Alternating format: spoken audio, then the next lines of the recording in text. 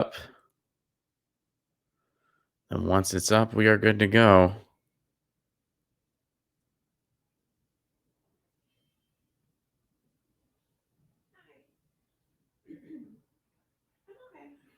All righty. All right. As soon as it says we are live. Boom. We're here. All right.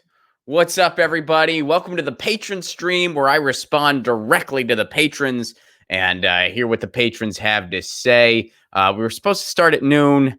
I had a couple of things I had to attend to this morning, so I'm sorry we're a little late. But it's been the past couple of days have had a lot of comeuppance for me that I had to attend to, so I do apologize for that. But I hope you are well. I hope you are staying safe. I hope you are staying home. It is Friday, April 10th, in this quarantined year of our Lord, 2020. What a year it's been so far, right? Boy. I woke up on Twitter and I saw "it is finished" was trending. That was the trending hashtag. And I first just thought that meant the United States. You know what I mean? Like at first I thought people just Trump decided, you know what? We're done. I don't know. This is kind of getting ridiculous at this point. We have no idea what we're doing. We're a corporation with state lines anyway. Your government does not have your back at all. I think everyone sees that at this point. We're just going to throw in the towel here, and you should be hearing about which Canadian province has been assigned to you in the next month. That's what I thought might have been going down. Turns out that hashtag just referred to the holiday of Easter. It is finished was what Jesus said when he, like, right before he died. That's how the story goes. Which if that's your thing, happy Easter. If that's not your thing, cool, happy weekend, happy Passover, whatever it is you do or don't celebrate, happy day. I'm an agnostic or an atheist, depending on how you arrange those terms. So, peace to all. My church is the church of I don't know and neither do you. So let's just be nice to each other. And honestly, our holidays are pretty lame. I'm not going to lie. We could use some cooler holidays. We don't have any. But anyway, so Mark shares this. And I think this sums it up. Andrew Lawrence is part of Media Matters for America. And they say, I have watched the first seconds of this at least 100 times. It's better than porn. Why do they feel that way? Well, let's find out. But are you suggesting, you keep saying propping up zombie companies? Are you arguing to let airlines, for example, fail? Yes. Yeah. Let them. That's exactly all these big businesses that we're supposed to genuflect at the altar of. You're saying let them fail? Yeah. That's exactly what I'm saying. I'm saying they don't get a bailout. That's what I'm saying. I'm saying that the era of socialism for the rich and rugged capitalism for everyone else has got to go. Good answer. Good answer from this person. Here, let's watch more of this. Why? I mean, why? Why? That's how this works. We genuflect to the corporatocracy, and they make up all the rules. And they own the media. They own the media as well. So we just we're their mouthpiece. Why would you say we can never book you again? Why? What a clueless answer. Why? Why would you say that? We're owned by Comcast. Why would you say something like that? What do you mean? How does that make sense in the broader scheme of the economy? Because it's not, because when you look at what it means, this is why I'm saying, this is a lie that's been purported by Wall Street. When a company fails, it does not. Wait, he's suggesting Wall Street might not always tell the truth. That's pretty radical. I've never seen this video before, by the way. We're watching this for the first time. But let's see here. This person is boldly suggesting that Wall Street might not always have our best interest in mind. Let's go on. Not fire their employees. It goes through a packaged bankruptcy, right? If anything, what happens is the people who have the pensions inside those companies, the employees of these companies, end up owning more of the company. The people that get wiped out are the speculators that own the unsecured tranches of debt, or the folks that own the equity. And by the way, those are the rules of the game. That's right, because these are the people that purport to be the most sophisticated investors in the world. They deserve to get wiped out. But the employees don't get wiped out. The pensions don't typically get wiped out. Why does anybody, I just don't understand, why does you. anybody deserve, using your word, to get wiped out from a crisis created like this? How does anybody deserve to get wiped out? Well, but just be clear, like, who are we talking about? We're talking about a hedge fund that serves a bunch of billionaire family offices. Who cares? Let them get wiped out. Who cares? They don't get to summer in the Hamptons. Who cares? I mean, there are people. You don't think the employees? Hold on, Scott. You don't think the employees of these companies own stocks? I mean, own their stocks, own the company's stocks? You can look on Bloomberg and you can see what percentage of these companies are typically owned by.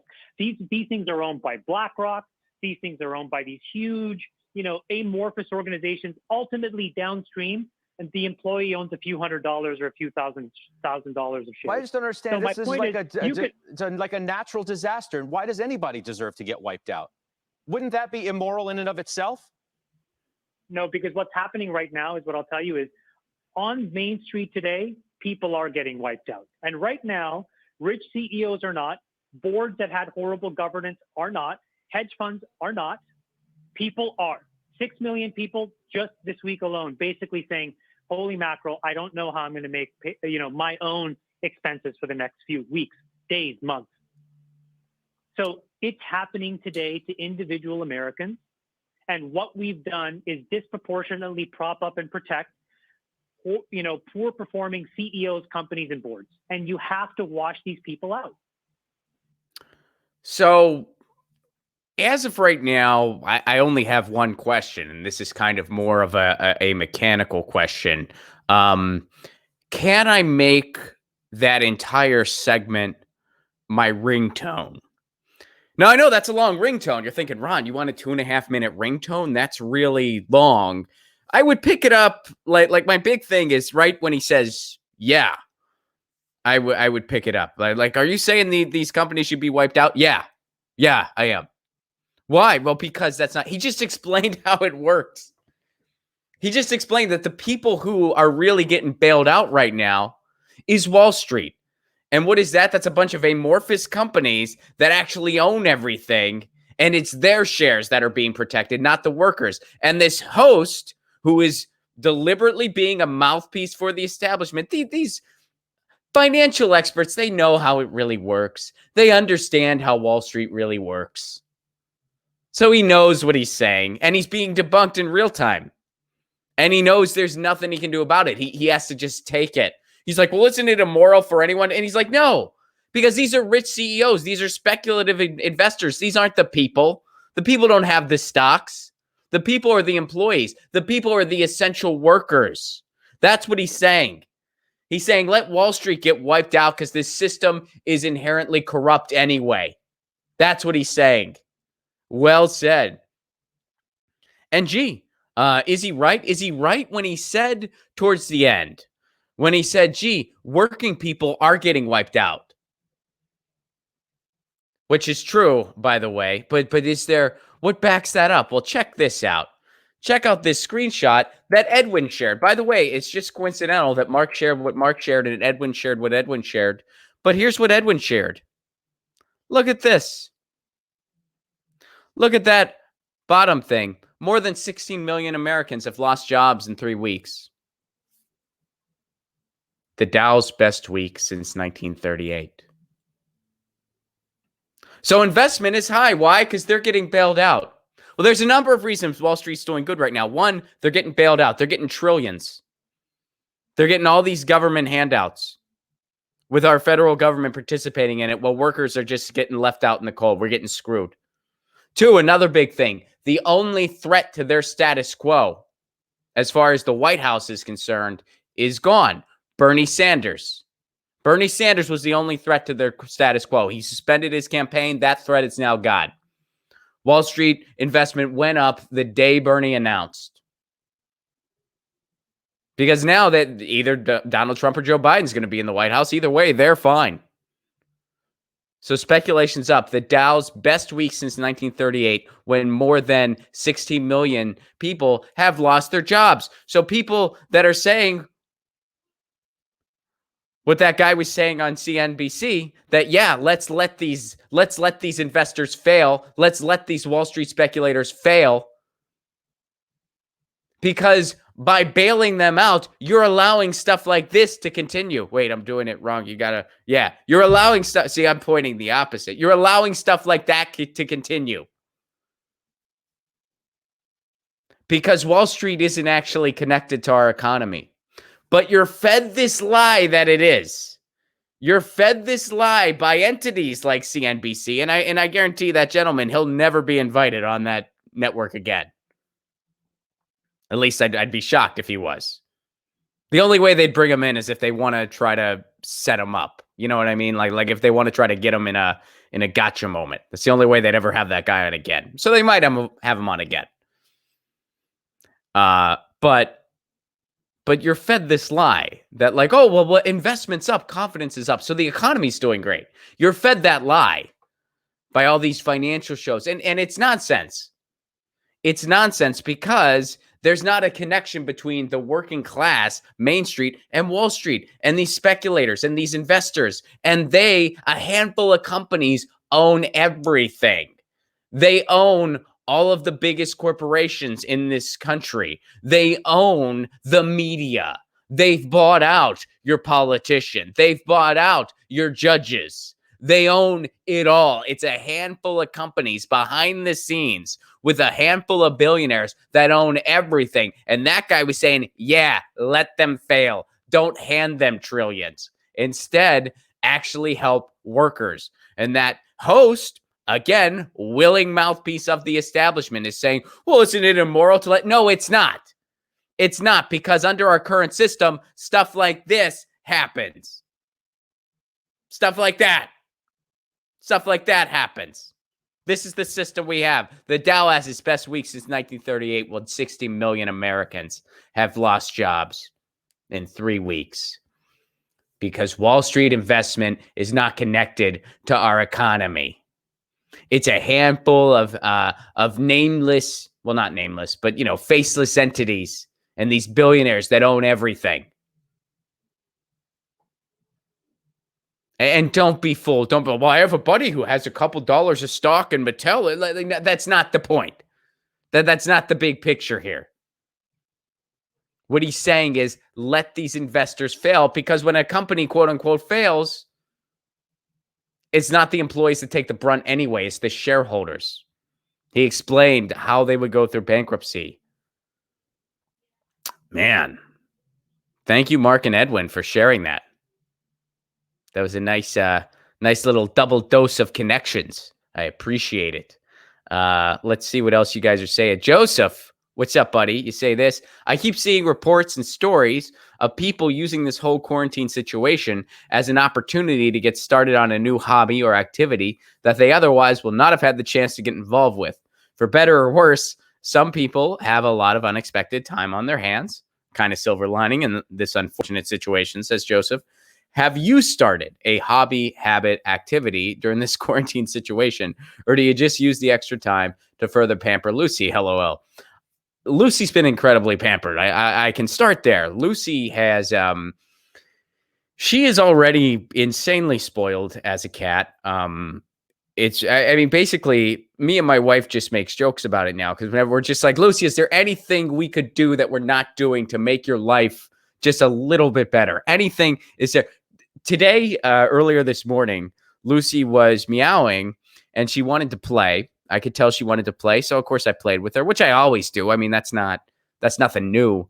But then I was like, maybe there's something else wrong too. So I switched out her water, gave her fresh water, which again, that's something I always do. But yeah, I guess she's getting even a little more attention than usual, which I would say, I would assume that she's very doted on.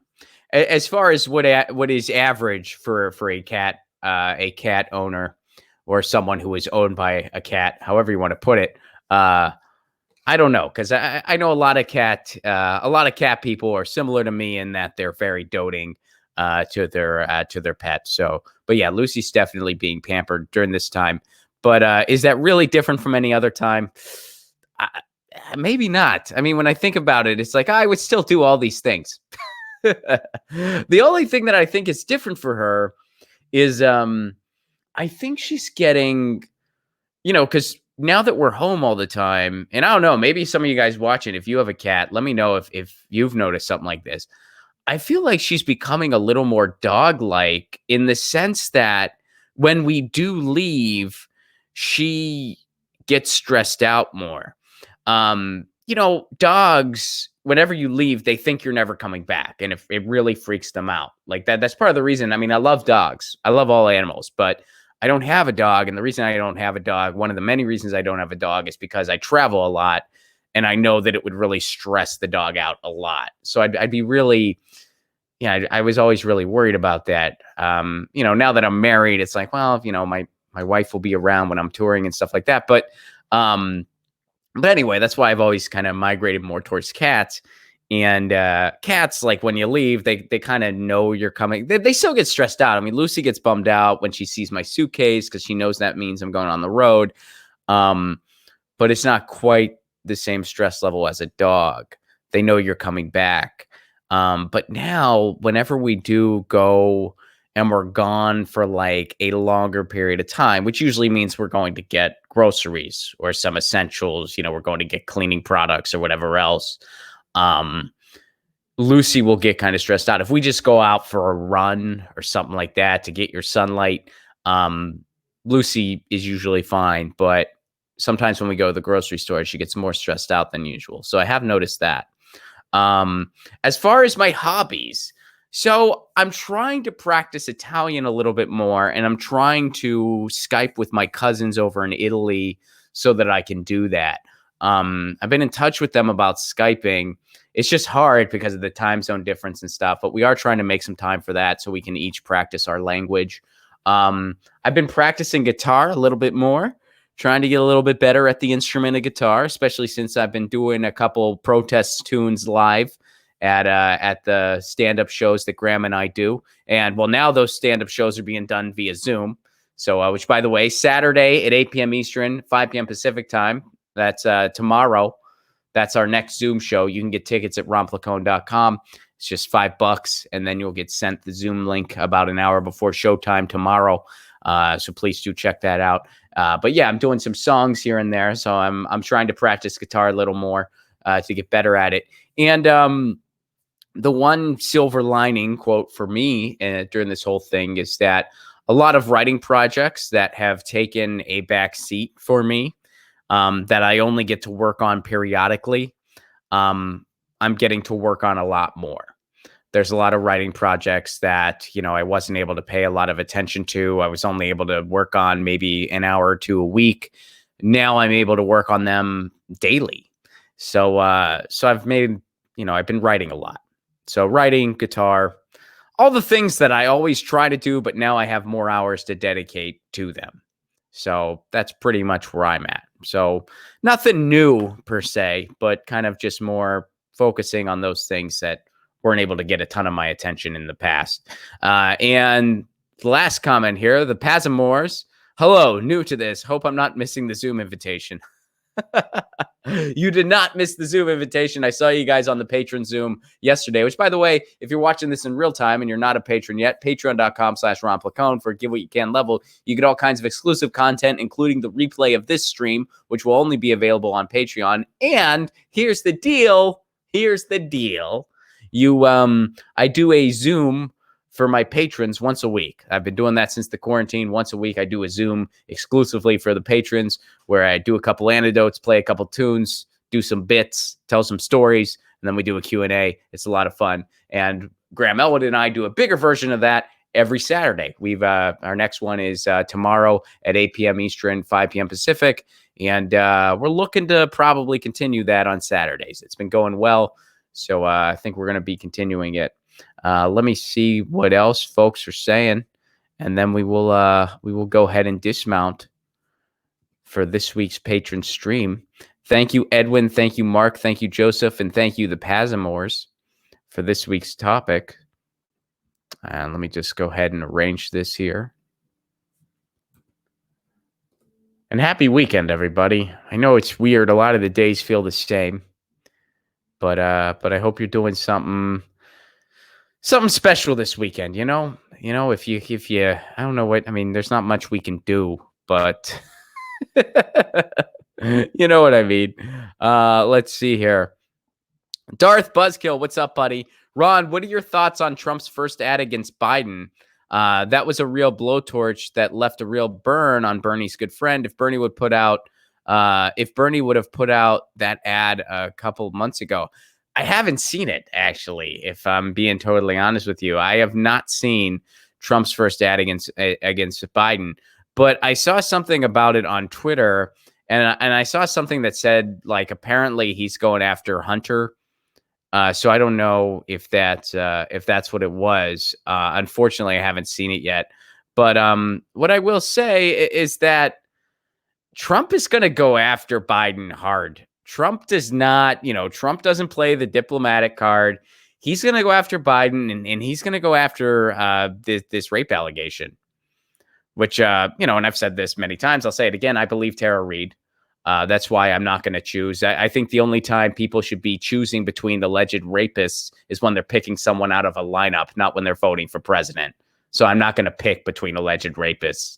But yeah, I mean, Trump is going to go at Biden really freaking hard. And I have a feeling Trump's going to win. I don't see Biden being able to beat Trump. They're already running on. I mean, they're already having. I've already seen those ads where it's like Biden, like a play on Biden, which is, from a phonetic standpoint, that's clever. Okay, but it's not. Trump fatigue's not going to be enough, especially since amidst all this, Trump's numbers are actually going up. Trump's approval ratings are actually going up right now. And he's not handled this pandemic well, but the entire federal government has completely failed us, and people are seeing that, and they're seeing how utterly inept our government is. And Trump's actually, his approval ratings are going up through the thick of it all. So yeah. Well, but yeah, I haven't watched that in its entirety. I have to do it. But I can guarantee he's going to go after. This is funny. Farkas is saying Biden said he can't remember a worse pandemic. I don't know if you're just being goofy or if he actually said that, but either way, I believe you. I mean, that's totally something he would say.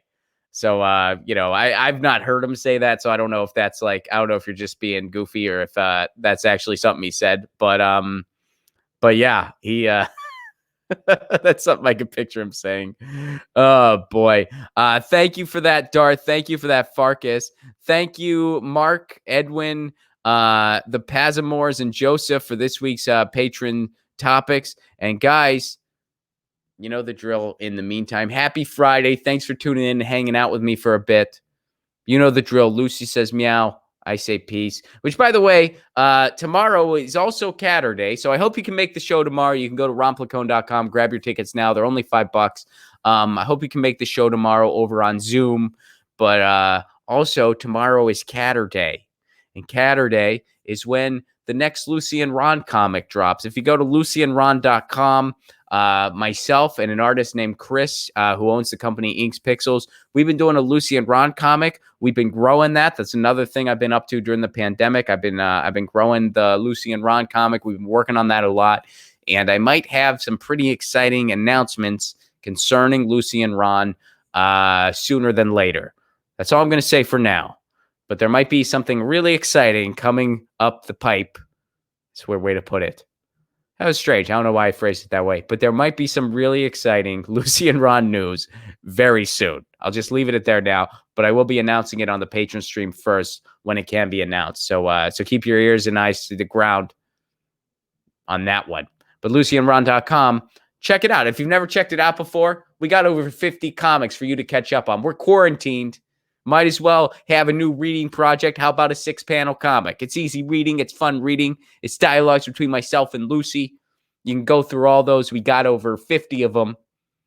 And the next one drops tomorrow. And it's going to be a fun one. We're still amidst our quarantine series. You know, Ron is quarantined. Lucy is, well, she's always quarantined because she's an indoor cat, but you get the idea.